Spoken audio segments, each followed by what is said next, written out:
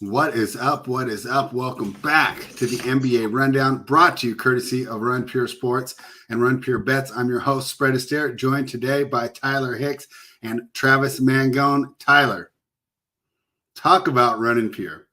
First, the Raiders actually win, right? In a game that you said on Friday that it would be a miracle if they won, right? So I get a miracle on Sunday night. Then we hit it 12-1 last night. I mean, what a great feeling, man. I mean, just waking up on top of the world, feel like I'm dancing on the clouds. And I'll tell you what, Tyler, the national championship game was on last night, even though, I'm not a college football capper, enjoyed it. I thought that was a pretty cool, game going on. And I didn't flip over till the fourth quarter. And, I knew the Pistons, that was cool. And that was my pick. What were your thoughts when I sent you that message? Were you watching it the whole time, or were you like me and you flipped over and were like, this is pretty cool? No, I mean, I was watching the football game, and that first half was pretty boring. I actually dozed off during it, so I woke up to the Pistons W. That was a nice thing to wake up to. Yeah. I mean, we talked about it on the show yesterday, Spread. Just don't take the points. They're going to win this game outright. Utah's tired. And of course, look what happened. They tired out in the second half, and Detroit took that game over. Cade Cunningham finally had that big game, and they won that game. It was plus 500. All right. Well, Travis, we've been running pure on the bet side. How has life been treating you in the DFS streets? DFS streets were good last night. So I go on the NBA show, Spread, and I go, I didn't play Hassan Whiteside that much on Saturday, and it worked out. Let's do it again, and that didn't work out NBA wise, but I ended up doing well in college football. I actually didn't do too bad in the old basketball streets, but college football, we did what we said on the NBA show. Let's fade the highest owned guy in the slate, possibly in some spots. Let's fade Williams in DFS. And yeah, luck boxed into an injury. Definitely feel like I luck boxed a little bit, but got third place in one of the decent contests. So we'll take it. Nice little day, and great way to close the college football season for sure. I love playing college football DFS. I wish it was maybe a month or two longer, but I'm also an advocate for more bowl games. And I'm not really an advocate for more NFL weeks, though. Let's not have week 19. I'm definitely an advocate for more NBA games, though, because I love NBA DFS. One of my favorite DFS sports. It's a crazy grind. It's absolutely nuts, but excited to be here talking that and talking bets too. Obviously, do our best to give out those winners. And I think AP, was he on yesterday and gave out some pretty good plays with you guys? Did you guys give out some dogs? They were barking. We ended up giving out a parlay of the money. So I'll call it a DDP. I decided I'm going to name it that, right? It's not Diamond Dallas Page. It's the DDP double dog parlay, right? So we had two 10-point dogs. Pistons were 11.5-point dogs. Blazers were plus 10, and we took them both. But we didn't take the points. We took the money line. Came out to 30-1. And I'll tell you what, I was scared to do it. Tyler talked me into it. And boy, was I happy to listen to him. But enough patting ourselves on the back. People know what we've done in the past, but they also want to know what we're going to do tonight. So let's jump right in. Hey, Tyler, I said we got to do these DDPs again, the double dog parlays. I don't know if I see it tonight, right? There's only two options. This would be one of them. If the Oklahoma City Thunder are plus 9 heading to Washington to take on the Wizards, totals 212.5. This is an interesting game. So the Wizards, I was kind of high on them to start the season. Right in the preseason show, I gave out the bet for them to make the playoffs at plus 180. Looked pretty good to start the season. They fell into a rut. This will actually be the highest spread that they've laid this season. They're getting healthy, and then, of course, they're playing the rebuilding Thunder team. But the Thunder, this it's not a watered-down squad. Lou Dort is back. That gives them some defense. For the defense on the Washington side, Montrezl Harrell is back, so pretty healthy team, and looks like we've made it through most of these crazy COVID games, cross my fingers. I hope I don't jinx it. But I'm going to start with you, Tyler. Do we go here, and do we dare to take another dog? Because I like those dogs we had last night. I don't think I like the Thunder in this spot. What are your thoughts? Yeah, the Thunder aren't playing a Jazz team missing their best player, and everyone else on the team's fatigued. So yeah, I'm not taking this dog in this spot. Give me Washington. I think they're going to blow them out. There was a prop I was looking at. It's Kyle Kuzma's points plus rebounds. It's set at 28.5 spread. Mm-hmm. Now, he's had this monster last 7 games where he's covered that in every single one of them. The only problem here is Montrezl Harrell was out for those 7 games. Right. He's back tonight. But he's back in a conditioning role, so he might only play about 14 minutes. We might be getting a discount on that number with him only playing that short minutes. This might still be the time to stay on Kuzma for maybe 1 or 2 more games before he's worked back into game shape. Well, that's why I'm glad to have Travis on here. Travis, you obviously study this more than Tyler and I, just for the individual minutes allocation. Have you noticed that these players returning from COVID protocols are getting short minutes here? And we're specifically talking about Montrezl Harrell and how that affects Kyle Kuzma's usage tonight as a potential DFS play, and of course with Tyler's prop. So it can spread. The real answer is, and it's not the best answer, but this is how you're supposed to approach it. It's gray, right? You don't know. But you know what you do know? If the projection is projecting him for what Montrezl Harrell is, you know what I know? I know it's not 100% accurate, because I think there's more downside to it. Where is the projection putting him at? People always assume when a guy comes back, they're back. Let's put him for 30 minutes where he normally plays. Well, I mean, there's just more downside to it, I think, than people realize. I think sometimes you might have to hedge that a little bit in your projection or when you're doing something. Let's say you're running, and I don't think you want to play Harrell today, but let's say you are interested in Montrezl Harrell. I think the best move is whatever his current projection's at, bump him down a couple, because I don't think he's that great of a play. And if you do get exposure to him, I want to bump him down a couple just to see if he still pops in there. Now, if he still pops in there, maybe based on the way the slate is and all the math that you have in your current setup, maybe he does make sense. And we know he has upside, and it's the OKC Thunder. So clearly he can get the job done. My just concern is I'm not a huge Montrezl Harrell guy in these kind of spots. 4.7, it is a cheap price tag. We know what the upside can be, but it's the OKC Thunder. I mean, do you think he ends up, let's say they're blowing him out. I mean, they're -9 home favorites. Let's say they blow out OKC, which certainly can happen. They lost by 75 this year to Memphis. Do you think that Montrezl Harrell is closing this game out in the fourth quarter for garbage time right after the COVID? No, I don't think so.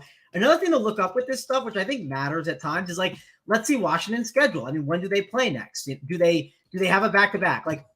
One thing I noticed with the Harden stuff was, I think the reason he sat last night wasn't because his knee was actually hurt. It's because they're playing the Bulls on ESPN the next night. So why not give a guy a rest on that road trip? So yeah, they play Wednesday. So why would you? Yeah, they play the Magic. Orlando. Why would you run him out there? I just think he's a guy, and he's not really probably popping too much. We've talked a lot about him, but the point I'm getting at is this is a game where I don't love this game. I think there's a lot of, yes, if the game blows out, there are ways that all these other guys can get here, and I don't like trying to predict blowouts, but I do think, and I think there's other guys at their positions that I prefer. I think Kyle Kuzma, he's a little too expensive for my liking. I think Bradley Beal, sure, I wouldn't tell you he's a terrible play, but I think there's a better play in his range that I would rather go to instead. I just don't see myself playing any Wizards right now. I do kind of see myself considering some OKC guys. The reason why is I look at some of these price tags, Shai Gilgeous-Alexander at 7.6. There is upside at that price, but there is downside. There is routes where he is not that great. Look at the numbers. 30% usage rate over the last 2 weeks. You look at the shots. Well, over these last 2 weeks, it's been 2 for 14 from the field, 4 for 11, 5 for 15, 9 for 24. That's not good. And that's why his production is down. If his shots are falling, though, well, game will probably be closer, likely, if SGA is making his shots, which means he probably gets that rotation run, and then he's able to hit that upside. So SGA, when you roster him, you have to understand, I'm okay with him getting 26 fantasy points. That is possible for him. He's not the safest play in the world, but you do understand that upside at 7.6K, how many guys have that upside in that range? I'll just pull up DraftKings and see who's in that range. Just sort by utility. You got D'Angelo Russell at 8K, and Edwards 7.9. Those guys both have upside. Again, they're a little more expensive. Cade Cunningham, kind of similar to SGA, where the upside's there if it's close, but the downside's definitely there. Chris Paul, I think he has the upside, but you do worry with Ayton back and Booker. It could be a little more concerning. Ayton at 7.2, he's okay. Do you want to play Sadiq Bey at 7.5 against the Bulls? That's a hard pass. Diallo 7.2. Jaren Jackson's not bad at 7.1, but you know what the foul trouble can be. There is upside there, but there are other guys in that range I think you can go to. It just depends on your construction, I think, of your lineup and where you go to. Again, not a guy I'm jamming in today. I think he's a good option. If he is hitting a lot of the optos today, one thing to mention, I know I've talked a lot about different things, but I think this is very important on this slate, is when you look at this slate as a whole, you don't have screaming value spread. You don't see the 8-man rotation for the Miami Heat with everyone out. if SGA is going to be a popular play, do I really want SGA to be on my lineups? Like, let's say he's on 40% of the teams. Do I really want to play Shai-Gilgeous-Alexander if he's on that many teams? That's the key with him always. I think he's like very ownership dependent because of just how wide his range can be on a lot of slates. So that's how I'm approaching him. You never know what's going to happen on these NBA slates. You never know if something's going to hit and there's just injury news that breaks. And OKC plays on a back-to-back. Who knows? Maybe they sit someone here. Maybe they sit a Josh Giddey or a Lou Dort. You just don't know what's going to happen on these slates. And with it being a back-to-back, Derek Favors at 3K, he's currently popping a little bit. You think Derek Favors on the back-to-back gets like the full-on run? I don't know. I think I'd rather James Robinson Earl, I think is the way you say it, JRE. Yeah. 3.7K. I think he's a better pivot off of Favors if he gains some ownership. Again, I don't know though. Like I'm looking at stuff and like these values are terrible. Like Favors is popping. Like people like projections like him. And I don't know, man. Favors is definitely a tough one, especially when you got Jokic at the position. I mean, so I think JRE is more interesting at that forward position for only $700 more. All right, couple things I took away from that breakdown. One, I think in all that, Tyler, we did get the okay to hit that Kuzma prop, right? It sounds like more often than not, Harold doesn't eat into his usage enough. Your handicap seems to be on point, that there might be a little bit of value there. For the record, Fred, good point with that. Prop wise, I like it. DFS, it's a little bit tougher at 88. I do want to call that out. Like I think if you didn't have Harold in there, he'd be a little bit. You could even take the shot on him, even at that really elevated tag for no ownership. The problem is with Harold there is more of that opportunity that can get cut into. 28.8 or what is it? 28.5 is the number you have on. Yeah, is his points and his rebounds.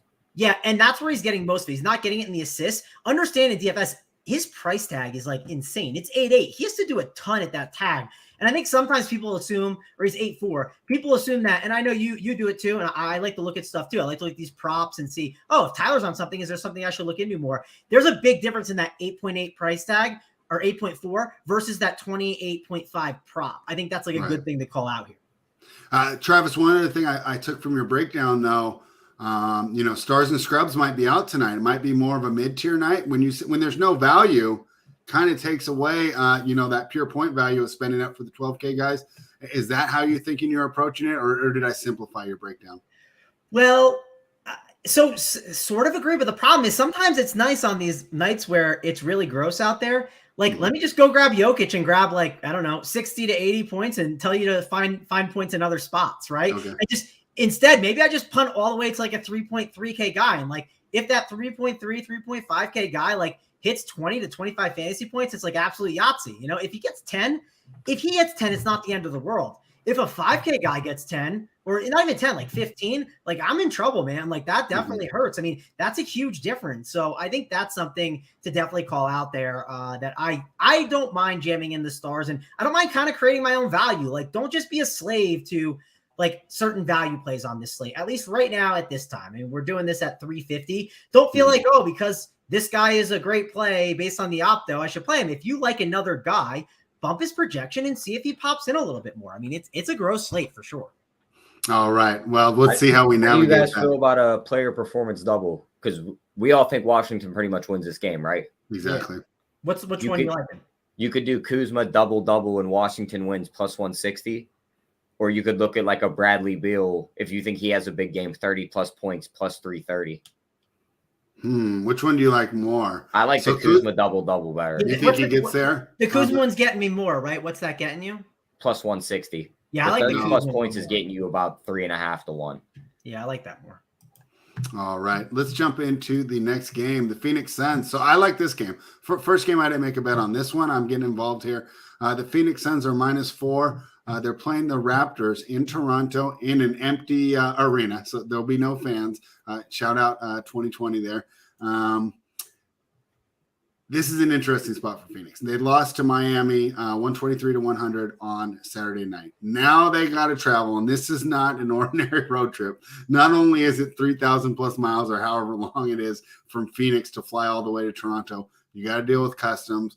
They are much stricter with their regulations, right, coming in and out of the country. A couple teams, the Jazz included, have punted on any guys worried about them being detained in there like Ty Lue was. So a lot of travel here. And you're facing a Raptors team that, if you run strictly by the numbers, I think this line is right? If you just go by the numbers and you don't watch. But The Raptors really, with the combination of running out those patchwork lineups when they were COVID and just normal NBA injuries, right? They haven't fielded this lineup very often. So I think that if you are running a model, you're not really getting a true perception of how good this Toronto Raptors team is. That being said, I think you see where I'm going with this. I'm taking the Raptors +4 at home against the Phoenix Suns. Hey, this is rough. Phoenix is 13-4 on the road this year, straight up, right? So they obviously have no problems traveling. I think this is a tough travel spot. Tyler, what do you think of that breakdown? Yeah, I mean, definitely a tough travel spot. My only worry here, Spread, is I see 2 guys questionable for Toronto on this injury report. If Scotty neither of them Barnes, guys play, I think Phoenix blows them out. Because I think Scotty Barnes could be key in this. He could be a body that you could throw at Devin Booker and give him problems with his length. He could probably stay in front of him a good bit. Same thing with Gary Trent. So, I mean, you lose them 2. Van Fleet can only guard one guy. And outside of that, you really don't have guards. I mean, OG maybe stops him. Ayton's going to have his way with this Toronto front court. I like him over 15.5 points. I like him over 10.5 rebounds. Interesting. I'm on the other side than you. I like Phoenix here. I think they travel, and I think they pick up the W after the loss.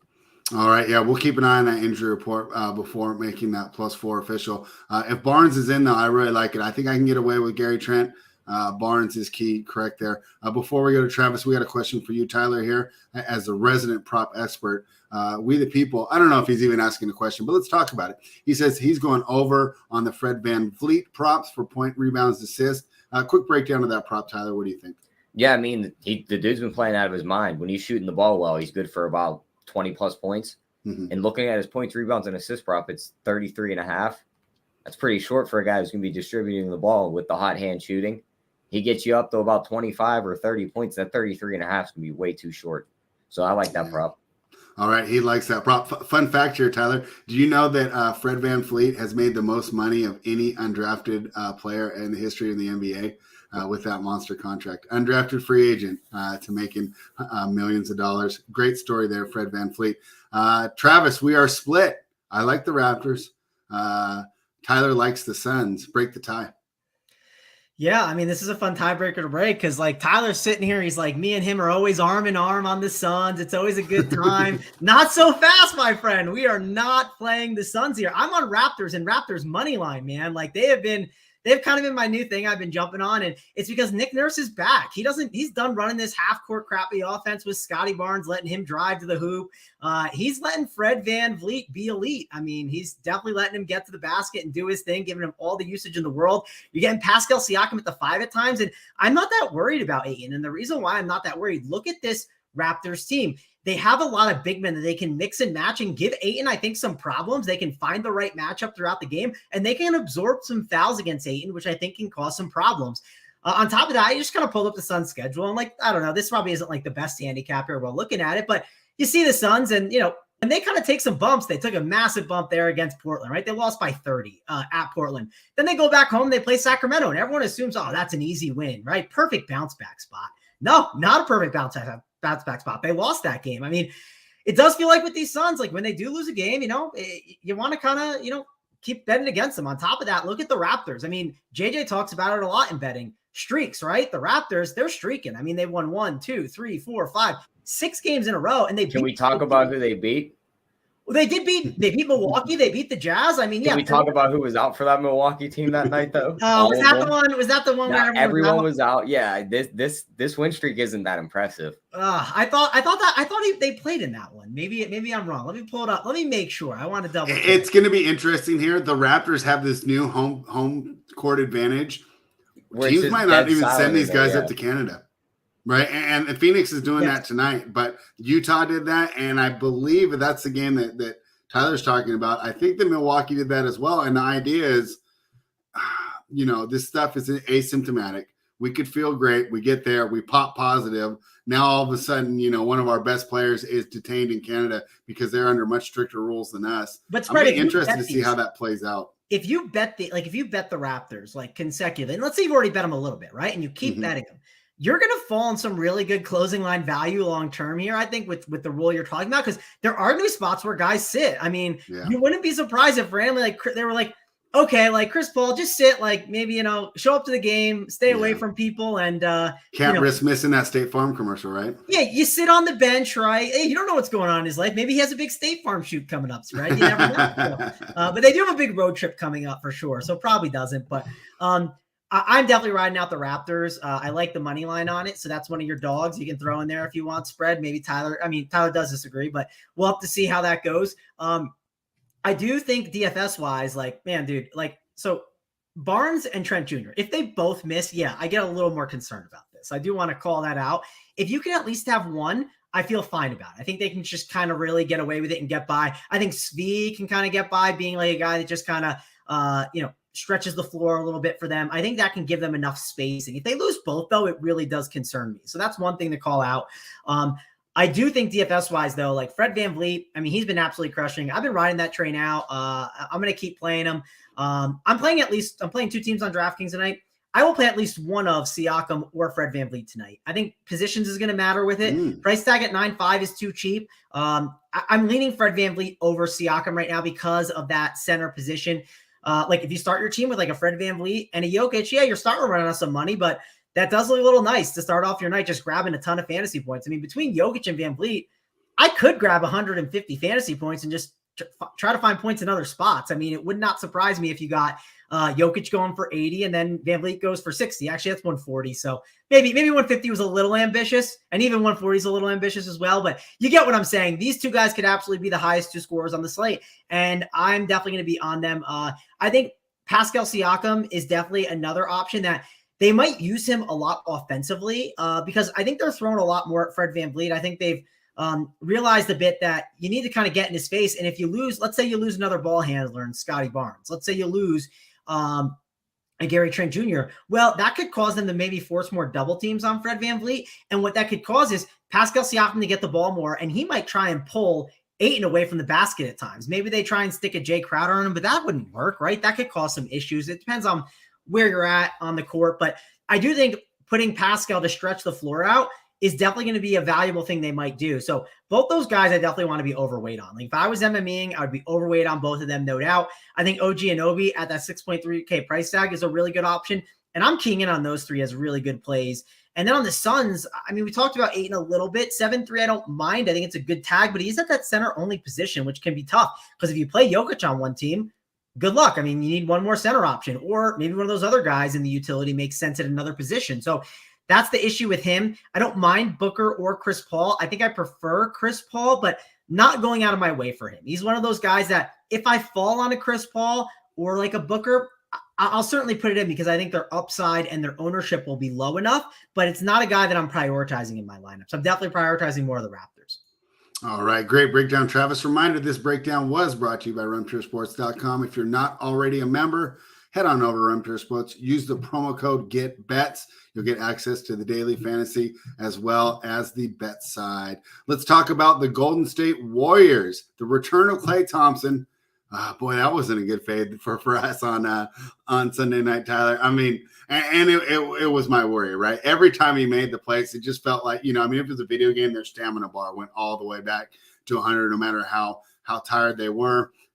Let's see how much, how long does this little boost continue here? Because they're not having the home crowd to get wild over it here. Memphis, also a team, matches up really well with Golden State.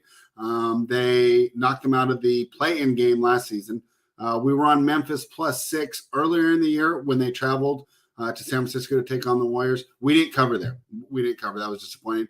But if you watched, we had it for 47 minutes. Okay. And the Warriors went on a 7-0 run to end the game. And that's how we lost the cover. Felt like, and people say this all the time, right? But I didn't feel bad about that bet after I had lost. It felt like it was not running pure on that night here. I think a big factor in this game as well, Tyler, what do we like to do? We've liked to fade the Warriors when Draymond Green is out. He doesn't, he does do on the box score. Like I know Draft Sheet likes to throw in his triple doubles when he's on the Hardwood Live show, but he does so much more that's not in the box score for this team as far as bringing intensity, getting people in the right positions, right? And he's just that dog, right? As Steph and Klay, kind of laid back guys, right? They're pretty cool guys, right? Draymond's the guy, right, that you want with you if you're going to get into a fight, right? Because Draymond's the guy that's got your back and he's not going to take crap from anyone. So I like the Memphis Grizzlies here. They're catching 2 at home. I'll just go ahead and take the money line. I don't think it lands there. Gives me a little bit of extra value. Start with you, Tyler. What do you think of this breakdown? Yeah, I'm on the same side as you. I think this is a good spot to back Memphis. I think Golden State, the home crowd gave them that little bit of extra pop with the Clay return. Mm-hmm. And just like you said, missing Draymond's going to be big in this spot. That Cleveland team was young last game. So, I mean, just all that energy in that building had them flustered. Like you said, every time he shot the ball, they went crazy. Clay Thompson's points prop is set at 14.5. He shot 18 shots in 20 minutes last game. Yeah, I was going to bring that up when we go to Travis. I think that's way too low. We have to play that over. And then Travis. Go ahead, Tyler. But looking at these player performance doubles, since we like Memphis to win and they are the underdog, I think Ja Morant's just going to eat at the rim again here. 25 plus points and Memphis wins plus 300. I like that. Yeah, I really like that. I mean, Travis, from a DFS perspective, right? Is there any line you'd like to see more than 17 points, 18 shots, 19 minutes? I mean, talk about taking advantage of your usage. How are you approaching this game? Of course, we both like Memphis. Give us a breakdown there. But I'm really curious to see how we approach Klay Thompson and the Golden State Warriors from a DFS perspective. Yeah, I mean, in DFS spread, like we do like guys that stand in the corner because it helps the other guys out, but we don't want to roster them. We want to roster the dudes that go out there and chuck. And I mean, is Klay going to hurt Curry's production a little? Of course, maybe some assists get there, but I mean, it could. The minutes are down on Klay and there's no Draymond. You're not expecting Klay to go out there and play 28 minutes. So at 6K, do we really want to roster Klay? No, we don't want to roster him. That would be one of the concerns there, I think, in that spot. I think there's a better shooting guard play in this game that I would much rather go to, and it's Desmond Bane at 6.5K. I think he's a really, really strong play today. Actually, he's got that small forward eligibility, which is kind of nice on DK today. So you can get him in at guard and forward, which – that's nice. I'm definitely going to be in on Bane. I think Ja Morant at 8-9 is not a bad option. I expect Memphis at home to be able to compete. And yeah, I mean, this might be one of those dogs we throw in. I think they could easily win this game. I mean, Memphis is a good team, man. Like, I think they're very underrated. I put a small amount, again, like very small. It's a 70-1 bet on that Memphis Grizzlies future because I think this team is like the Hawks of last year spread. Like, I'm in. I want to bet on them in the playoffs when they kind of get a nice matchup. Hopefully they don't run into like the Lakers, like the Suns did. And I just, get cold feet. But I do think that this Memphis team is really strong. And I think it's a good spot. I think Draymond obviously is a big factor for them. They beat Cleveland, like nothing against Cleveland. I think they've been a really fun team to watch this year, but they had just gotten Darius Garland back. Rondo just joined the mix. That team was going through a bit of a transition. So yeah, I think it made a lot of sense. Team's obviously hyped up for that game. I think that this could definitely be a little bit of a letdown spot for this Golden State team. I'm on the Grizzlies side. I don't mind alt-lining this a little bit. I don't even mind taking Grizzlies like -5 or moving that thing up just because I think you could see this game, kind of go the other way for the Warriors. I always talk about this on these shows. They're a team that's just very up and down. So sometimes alt-lining it is not a bad route to go with it. So I think that's the perspective I would take from a betting wise. Like I said, I like Morant. I like Bane. I like Jaren Jackson as long as he doesn't foul out. 7.1K. Not a bad price tag. You can definitely get some exposure to him. Kyle Anderson at 5K. He's fine, but do I really want to play Kyle Anderson? He can always be frustrating. I know he can produce, but it doesn't feel Big T would say, I will never play Kyle Anderson. I think last time was the better Kyle Anderson spot, right? Like I think last time when they were more limited bodies, they've gained some guys back, right? Like Steven Adams is back in this game, correct, Spread? Yeah. Yeah. I see him questionable, so I capped it as he was in there. I think I like him in there. He's so big. You know what? I'm bad about this. Any guy that's questionable or probable, I just assume they're going to play.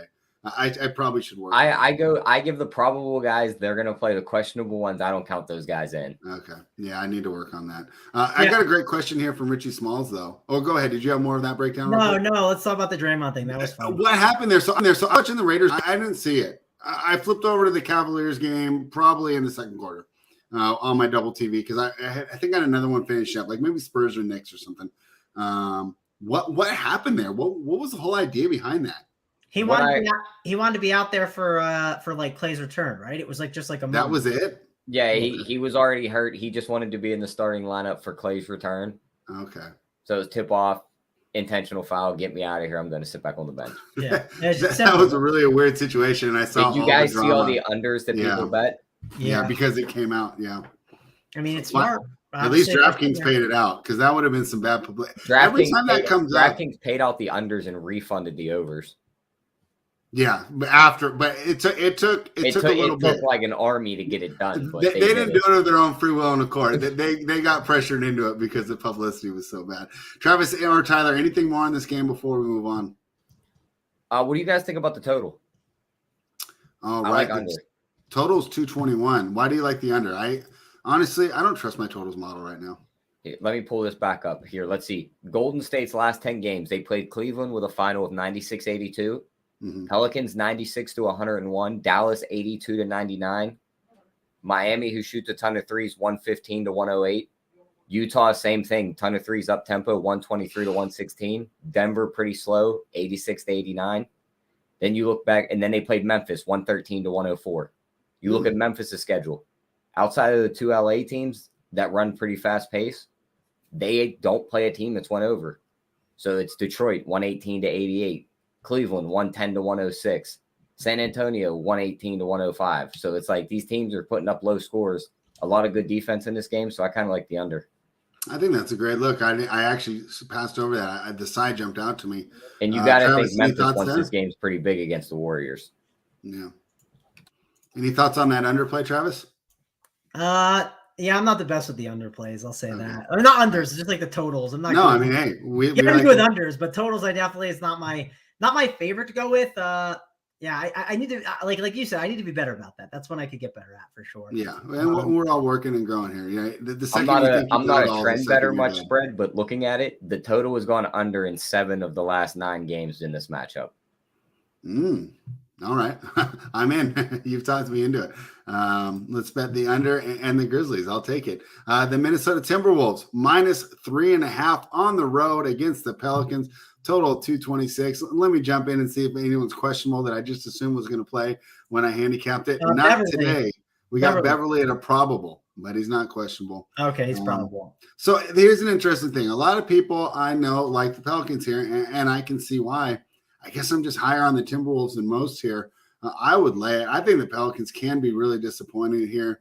I don't even know why they got rid of Lonzo Ball for Devontae Graham. That was just weird. I mean, just the team looks allergic to defense. And I think it was a money thing spread. Not that you're not paying Lonzo $100 million or whatever he got, but I think there's a big gap in money wise as well. I don't think they wanted to commit to Lonzo. Yeah, I don't know why, because I think they also know that they're about to blow all that up that's going on down there because Zion's about to walk out the door. They're going to have to get rid of Ingram. He's going to waddle. It's going to be a fun one. Lately. He's going to waddle away. That's a rough. So is Zion's contract up after this year? No. His third year. It'll be next year. He has one more year, and then he has a 5th-year extension that they can sign. Well, they'll be able to decline his option after next year. They have that. But I don't think they will. They're going to accept it and try and trade him. That's my guess. You're not shipping him. You're not declining it and not using him as like the Knicks will gladly take him. Trust me, spread. That's where he wanted to be all along. He's going to demand a trade there. Why does he want to be there? Like, He's always wanted the big city, and his boys there from Duke. Like, he definitely wants to go to New York now. Yeah.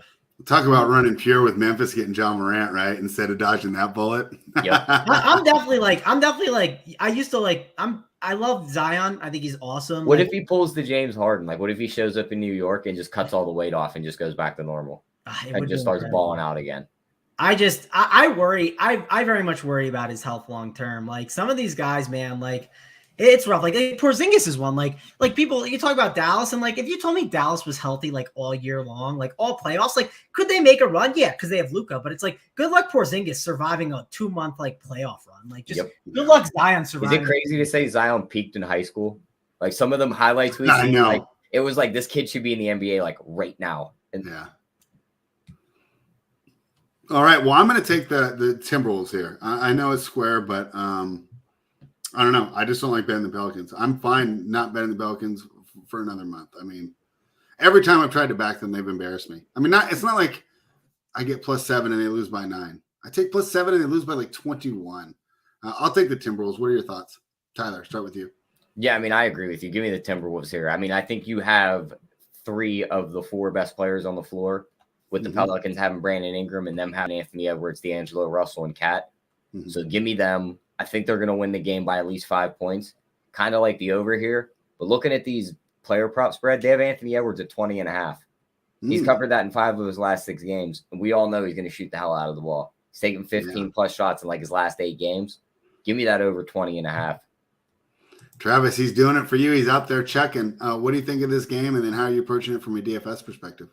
Yeah, I'm on the Timberwolves side with you. I mean, that's a team I'm like kind of riding the bandwagon when they're all healthy. I love this group. I love this unit. So I'm in on the Timberwolves with you, spread. I mean, I give out a dog, right? We can be on a favorite. Yeah. It's okay. So I'm definitely in on the Timberwolves here. DFS wise, it's a little tough. So it seems like Brandon Ingram, Josh Hart, they're good plays, but I mean, how good a play? So I really want to like play like a chalkier Brandon Ingram or a Josh Hart. I don't know. 6'3" on Josh Hart isn't bad. He's someone I think I like him more than Brandon Ingram at 8'2". I think Brandon Ingram's fine, but Brandon Ingram's man, it's just a wide range, man. Like 7 fantasy points, 28, 30, 55, 34, 43, 49. Like it's all over the place always. So I worry a little bit about Brandon Ingram at 8.2K. I mean, he's just a guy that could sink your lineups. Of course, he could have a big score, but I'm a little concerned about Brandon Ingram here in this spot. I think Josh Hart is a little bit of a better play. You can always go Valanciunas, but I don't know if I want to go Valanciunas today. I think there's other centers I'd rather go to. And on the Timberwolves side, if you tell me Brandon Ingram or Ant Edwards or D'Angelo Russell at similar price tags, I know positions aren't the same, but I would definitely lean going those other 2 guys. And I don't know if I want to go Ant for sure. Do you know which guy Herb Jones is going to be on? Maybe I overvalue Herb Jones' defense, but I do think he's someone that can cause some fits for a guy offensively, and I could see the other one have a bigger game because of it. Who do you think who do you think is the better matchup, D'Angelo Russell or Ant Edwards? You guys have a lean? It's probably D'Angelo Russell because he's probably going to draw Devontae Graham. Yeah. I like D-Russ a little bit. I'm definitely like, I'm biased towards Ant. So like whenever I like him, I have to like stop, think about it, and then like figure it out. I do think it's a really good D-Russ spot. It's like one of those things I really want to play Ant. Like I love his upside, but I do worry about Ant's downside. Ant does he's very points dependent. But I think they're both great plays. I think if I had to rank them, it's like 1A and 1B. If I had to pick in this game of like the upside guys, it's like D-Russ and Ant for their prices. And then like Cat it's probably like, maybe then it's Josh Hart.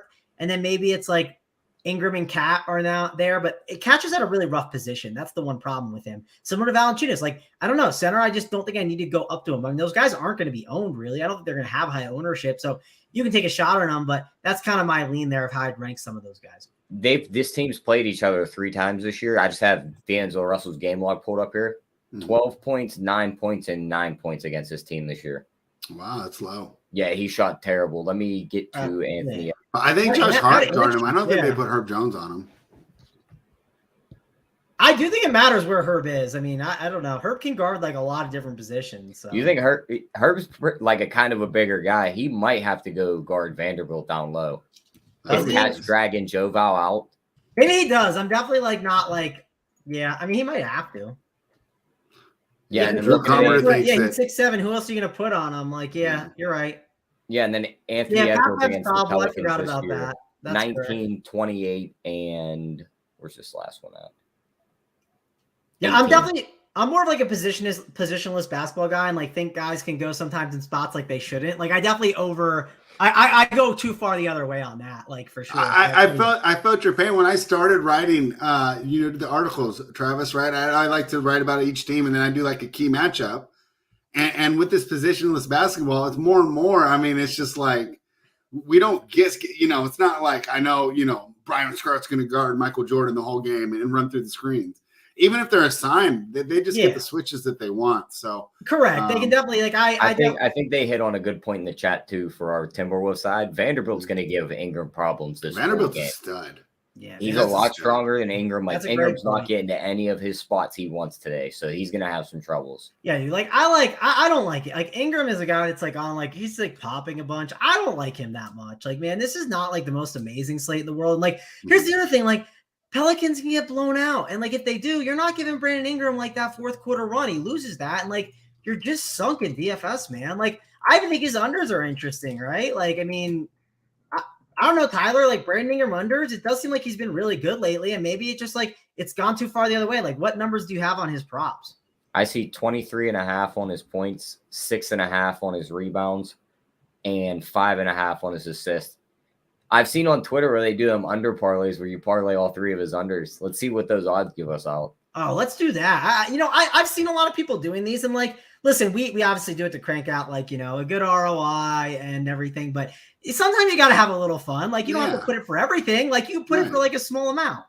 If you just do all three of what his stats are set at and don't do any alt numbers, it gets you to 4-1 on that. Is that on those single game parlays? Because those are always like, you can sometimes like if you're on like the DK Sportsbook, right? Sometimes they'll be like, do like a $25 single game parlay, and like if it loses, you get a free one, right? Like those are always like not. That's obviously not. I don't think he's going to rebound the ball at all tonight. So if you altered that under on his rebound, say down to 4.5, that jumps that parlay up to about 7-1.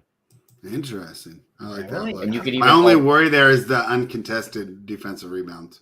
Yeah, but I just think there's going to be a ton of bodies on the floor. They're going to be grabbing rebounds between Cat, Joe Val, Herbert Jones, Jared Vanderbilt. Like Patrick Beverly's going to run down there and snag a few. Like you got a bunch of guys out there that are going to be rebounding. Tyler, let's do this. Let's cook up a single game parlay. Why not? This is not something I ever do. So we're not getting the double dog parlay tonight, so we might as well do the same. Well, we could do Memphis and the Raptors, but I know you're on the other side. But let's mess with this. So what do you want to do? What would Ingram's points? We take the lowest. Like, do we take the 21.5 on the under for points? Is that the lowest we can get? Yeah, that's the lowest you can get. So it's between 25.5 and 21. Do we just hit all the lowest ones, or like? So let me see. Yeah, are you on DK? Because I'm using FanDuel. I can go all the way down to under 16.5. Oh wow, you can go even lower. I'm on DK. So you put yours with some of the lower ones, and I'll do it. We'll see what the difference. I'll go 21.5. I feel like that's a reasonable number. Yeah. Okay, I'm trying. Yeah, that's what I'm at. I'm trying to find the rebounds. I'll make his alt under rebounds under 4.5. Right, Ingram's. I can go down to 2.5 on assists, or 4.5. What do we think is a good one to put there for that? I'd say under. I'm gonna go under 3.5 because I was gonna do 2.5, but I can't get that, and then it drops to 1.5, and I think he's good for at least 2. All right, I'm gonna do the 4.5. I'm gonna go a little higher than you and then see what it does. Actually, I think you're right. I'm going 4.5. I don't know. You got me. I don't know why. It had me a little worried, but yeah, 4.5 seems like the number. Yeah, so I have under 21.5 points, under 4.5 rebounds, under 4.5 assists. That gives you 12-1. All right, what's your rebounds you said again? I'm looking at 4.5. Okay, so I have it's got 4 plus. No, I need the other way. I need the over under. Hang on. There's so much going on these like parlays. Here it is. Okay, so you have under 4.5? Yeah. Right, that gets me to plus. It gets me to 11-1. What's it get you? 12-1. Okay, so yeah, bet it on FanDuel more than likely. If you want to do it like that, but if you change the rebounds to 5.5, it brings it to 8-1. Just so, and you can always tinker with these, right? And like figure out what number. Yeah, you could always play with whatever number you feel comfortable in these. That's the nice part about being able to move these numbers. Yeah, these are like, again, like we do betting like to grind out a nice ROI, right? And keg on the shows. You can always like put like $5 or $10 on this and just like have a good time with it. It's also a good way to practice like kind of like, I think betting props in general, like if you're like kind of setting your own lines in a way of what you think could be interesting, you might catch something on like a player prop that's given out and be like, man, that's like a really bad line, and like be able to jump on that. So like it's definitely a good practice for that as well. All right. Yeah, that'll be fun. Maybe we'll give that out in the best bets again as a reminder to everyone, and we'll dial down which one we want to make official. The Detroit Pistons got it done for us last night, Tyler. I don't know if we go back to the well here tonight, though, right? We had a great situation there. Plus, they were at home, right? And I even wrote about Detroit earlier in the week, and I said, Detroit, I'm taking fairly simply. I'll consider them at home, when I'm grabbing points, but I'm not taking them on the road, even with these big point spreads. Some of these have been absolutely terrible. We can use the term let down spot, all those things, to talk us out of Detroit. Unfortunately, I feel like it's baked into the line. 13.5 is a lot for an NBA game, especially with a team like Detroit that's been playing well as of late here. I thought this game was a complete stay away. I didn't really find any edge at all. And I think once you get to these higher spreads, it's hard to just say, well, my model says 15, so, I'm going to lay 13.5. No, that's not the same as my model says 5, so I'm going to lay 3.5, right? It's still a 1.5 difference. But once it gets higher, I don't know. I think it's really tough. So I kind of scratched this game off on my list from a betting perspective. Tyler, what do you think? Am I missing value? Not on the side, I don't think. I'm not going to play the side. I don't think there's very much you could do with the side here at 13.5. if you had to pin me down, give me the Bulls. I think they blow them out after the big win. But just like you said, Detroit's been playing better. They've been shooting the ball better. We all know Chicago's an offensive juggernaut this year, but they ain't playing much defense. Give me this over 219.5. I'm not thinking twice about that spread. I think Chicago is good for $120, and I think Detroit's good for at least 100. So that should get you right there. So give me the over here. All right, I like that. Look, Travis, what are your thoughts on this game? And if Tyler likes the over, we can't just completely write it off for DFS, right? Yeah. I mean, the only thing is that over hits. It could hit because those Pistons are just like awful, and like the Bulls just like drop like 135. Like, I mean, it just could be. Obviously, you wouldn't want to ignore the Bulls. I think they can get the job done. Like Lonzo at 6.8K could be intriguing. And I don't love like Levine, DeRozan, and Vucevic today. Like they're okay. On a slate where you're struggling for some value, is it Derek Jones Jr. at 3.3K the worst idea? I don't think so. I think he's a starter. He's likely going to get decent run, and you could easily see him kind of close things out and have a big game, right? You could see him be in there, not at the end of the game, but just like if you're blowing out a team, sometimes like when you're Lonzo and you're Vucevic, just yield to another guy like a Derek Jones Jr. You let him take flight and have a good time. So I think he's cheap enough, and the projection isn't bad. And on the slate, based on the positions, I think he could definitely be an interesting value to go to. I don't really like a lot of the Pistons guys because they're just overpriced for the old situations they were in. So I'm pretty much out on these Pistons unless someone gets ruled out. And I assume we're not doing the old double dog parlay. And one more thing to call out here with the Bulls, they play tomorrow night on ESPN against the Nets. Like they could easily just say, okay, Lonzo, come out of the game early. Vucevic, come out of the game early. DeMar DeRozan, old guy, we don't want you playing. They could even sit DeMar DeRozan. Would you be surprised in an hour spread if DeMar DeRozan is ruled out? No, not at all. Like you don't need DeMar DeRozan in this game, and that would change the slate and have you interested in some of these other options. So definitely think about that, and don't just feel like you know what's going to definitely happen here. I mean, I think guys could get ruled out. This is an 8:00 game. This could happen after lock. It could be like literally 45 minutes before the game. And DeMar DeRozan, maybe he got ruled to like, let's say he gets ruled to like at the coach's press conference, right? An hour and a half before. Let's say he gets a downgrade. I think that's an out. Like I just think it's clearly going to be an out. Yeah. Why would you get ruled as a downgrade with that game on ESPN as the number one seed against that big team in the Nets that you want to take down? Like it just seems like this could be an interesting spot where we get some news. Yeah, definitely great points here. One thing to note about this game too, like for example, I almost did it wrong here. It's at the bottom of my list, and that's because this game was actually canceled earlier, right? So originally, the Bulls Nets tomorrow night, right? That's obviously a high profile game that ESPN wanted to feature.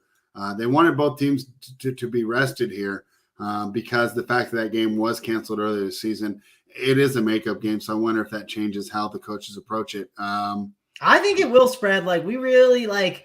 I'm like if I could wager somewhere. If anyone wants to create a line where a Bulls guy sits, I'm in. Mm-hmm. Like I think I would look at the line, whatever it was created, plus money, mine, whatever you want to give me. I think a Bull sits. The more we talk about this, it wasn't something that was on like the forefront of my mind, but I do think one of those guys sits for sure.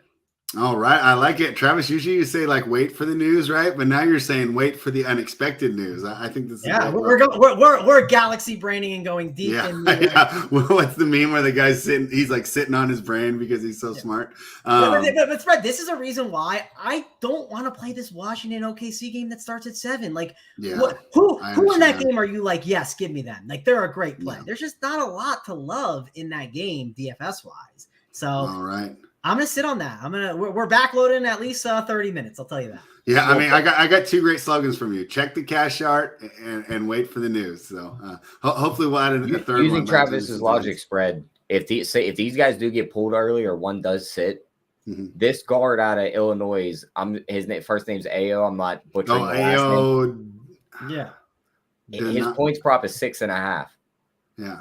Dude should get a ton of minutes if any of these guys get pulled early. You're right. He was their first round pick. If it blows out, he should get run, right? Yeah, exactly. If it blows out, he's getting run. So you have a couple different paths to this over 6.5. I like that prop. And you could even do Kobe White at 13.5 because he's going to be the other guy that gets the blowout run. Yeah, I like Kobe White. I think he's a little safer too. Talk about Travis guys that like to chuck, right? Kobe White, he's a shoot first, shoot second, shoot third, pass fourth. Who is not down for 8 garbage time minutes of Josh Jackson and Kobe White chucking it up on it? It's going to be fun. Yeah, Josh Jackson running it back. That's an interesting way to get different for sure. The Denver Nuggets. Yeah, no, not for DFS. I'm just making a joke. Then what if that ends up being the winning lineup tonight? You got the lady spread. She's like, can you come over and help me out with this? No, I'm watching Josh Jackson and Kobe White. Yeah, that'll end up in a relationship advice column. Denver Nuggets, final game on the board, -3 in Los Angeles, taking on the Clippers. Total of 213.5. The Clippers, well coached, great team, great role players. First, they were missing their star Kawhi. Now they're missing PG, man, and it just seems too much to ask. I think it's really tough to bet on a team where Reggie Jackson is your first option, and I don't want to downgrade Reggie Jackson. I think he does a great job in his role when the team's healthy. But this is a tough task, and we're also talking about a Nuggets team that, right, they're not fully healthy, right? They're still missing Will Barton, but they're not just the graveyard of guards that they had earlier in the season, right, where it was just like they're having problems. It was like Campazzo or bust there for the Nuggets here. I think this is a good spot for Denver. It's another road favorite I like. Start with you, Tyler. What are your thoughts? Yeah, I agree. I like Denver here. I just don't see how this Clippers team is going to be able to stop Jokic in this spot. I mean, Zubac is just going to get eaten alive. Also, it's really not a revenge narrative, but remember, Jokic had the problem with Markieff Morris. Well, Marcus Morris is here now, so I think he might want to take it to his brother. I'm not sure about that, but he might want to take it to his brother in this game. So looking at these player performance doubles, well, before I give you all that, you look at the double-double lines. Jokic is -1,100 to get a double-double. Wow. Or you could take him double-double and Denver wins at -120. Ooh, I think that nice. You have to take that bet, I think, if Yeah. you like Denver tonight. He should be good for 10 rebounds, and he might even triple-double against this team. Travis, we love a revenge angle there. And I think that Jokic Bros account's been deleted, so I don't know if we can track their movement. But how does this all fit into the handicap? Which side do you like? And, of course, give us the DFS breakdown. Did you see? So, first of all, they're not just like brothers, man. Like, they have the same bank account, tattoos. Yeah. Like, I mean, maybe the bank accounts change, but these dudes are like, they're brothers. So, did you see what Jokic said? Or not Jokic. Did you see what Markieff said about Jokic the other day? Yeah, it was a funny tweet where he said, you have some big fat slob push you down or something like that. Yeah. I don't know if that was the tweet you quoted. I thought you quoted something else before, but yeah, that was amazing. So, I mean, I'm for one, I'm a huge fan of Marcus Morris. He always is willing to chuck. Now that price tag spread 6.9. I mean, that's a tough tag for sure. Like, no doubt, brutal price tag. Now, one thing you could do is, if you wanted to, like, and these are back to, like, I mean, these aren't things like you do often, but, like, this is the nightcap game. Maybe you're looking to have a good time. Tyler, go to FanDuel, because I think you pulled up faster than me. My phone, it's making me log in and being annoying. Go to Marcus Morris. What is the highest points alt we can get? Because, like, if you do that with the money line, like, it's pretty simple scenario, and this is the simple scenario in DFS. If Marcus Morris has a good game, then the Clippers are probably competitive, right? Like, if he gets, like, and he's 6.7K. Now, he's got downside to really get like 18 and 19, 20 fantasy points and like bury your lineups a bit and hurt you. But he has upside. Like, if you're going to go with like a little bit of like a Nuggets Clippers game stack, you don't just like X out Marcus Morris. You are locking him in that game stack for sure. So what's like the highest you can get on like a nice alt line, Tyler? His highest alt line on FanDuel is over 27.5. It's plus 580. If you pair that with the Clippers money line, it gets you to 11-1. Wow.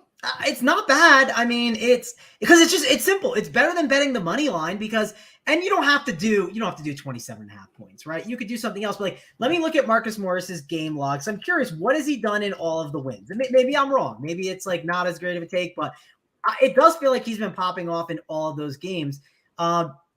If you look, so he had 15 in the win against Atlanta. That Atlanta game was really gross, though. I mean, 106-93. Atlanta was just absolute hot garbage. That was definitely I guess he has been as amazing. He got in the loss against Memphis. He got 29, 26 against the loss against Phoenix. So here's another thing, Tyler. Maybe you don't do the money line. Maybe you do they're getting +3. I don't even know if the 3 is worth it, though. That's my one concern. That's the one issue I might have with it. I don't know if that +3 I think you just take the points there. You're getting a +500, right? I honestly like he could put up 25 and they could lose by 20. Yeah, maybe just taking the +500 and not. Yeah, and don't worry. I think you're right, spread. But Yeah, I think you're right. But I don't know. I don't know if it's I was thinking about these single game parlays. I'm telling you, these books, they offer like free. They just want to get you to bet. They want to get you on the books. Free single game parlay for like $10. They always do that stuff. I kind of ignore them sometimes, but I've been like, they might be like a fun way just to have a good time while watching a game, and obviously, be smart with the rest of my bets. Yeah. Drew Carpenter says Gordon is a really good defender. Would you expect him to be on Morris? Maybe, but like we said, if they don't like that matchup, these teams soft switch so easily that I don't necessarily think that if he would work against Gordon if he didn't want to. Another thing to call out, Marcus Morris don't care who's on him. I mean, he's like Kyle Kuzma. If Jesus was there, I was shooting the shot, remember? I mean, this man was going out LeBron when he played for the Celtics, if we recall. Yeah, that's true. That was great. Yeah, Morris don't care. Of course, efficiency-wise, could it hurt him? Yeah, a little bit, but he does not care. I don't know if did you see when they played the Suns the last game where he shot that one? I think the buzzer was kind of winding down, but he chucked up this shot that he got and one on. It's like, that was such a terrible shot selection. Yeah. It was, I mean, it's just, I looked over quick and I said, that's Marcus Morris. I'm not surprised he shot that shot. Yeah. All right. Well, that is a great breakdown of the 6-game slate that we have for this evening. You know what that means. It's time for Best Bets. Reminder, these Best Bets are brought to you by runpuresports.com. If you're not already a member, I don't mean to cut you off, Spread, but Bradley Beal just got rolled out injury COVID protocols. I hope you bet the Kuzma. Yeah, COVID again. Did he just? Yeah, if you didn't bet the Kuzma prop, bet it right now. Yeah, now, you can't really, and it could be gone, but you could still get it because I think it just happened. I'm gonna log in. Let's see if I can do it in real time. Let's see if I can pull this off. I just pulled it off. I'm looking. I got the player performance. Oh, there it is. Plus 152. Someone else just got rolled out. I think was it Dort or I saw something come through my screen. That was Mo Bamba. Okay, I saw. I read something. I didn't know. And that affects neither DFS or betting. Well, I figured it correlated a bit or something. I actually got the performance double in, so let's see if I can get anything else here. I got the points plus rebounds in, and I'm getting the double in right now. Got that in also. Man, well, you think this was baked into the line already? Maybe because this line hasn't locked. This is a complete surprise. I started capping these games last night, when Georgia went ahead by just 10. Hope you got that. Yeah, locked. But I'm trying to get they all locked. I got something in though, which again, you should see what I did. If you're logged into the book, you can make those so fast. I'm not because I'm typically used to being on Zoom. And if you use your phone, make sure you hook up the Face ID to your sports books. It makes it so much quicker to get in. Does it? Oh, wow. Yes. This is sharp. I didn't know. So I could just do the Face ID to log in instead, and it's just boom? Yeah, it logged me out in that little time we talked about it, and all I did was look down at it. It logged me right back in. I clicked the button. I was in. That's actually really sharp. I didn't know about that. So I typically do the little passcode. Yeah, I'm typing it in like a donkey and and a lot of time I have to do it because I'm on Zoom during the shows if it's any kind of news. So it's really hard for me to get those in. So yeah, that's a good call out there.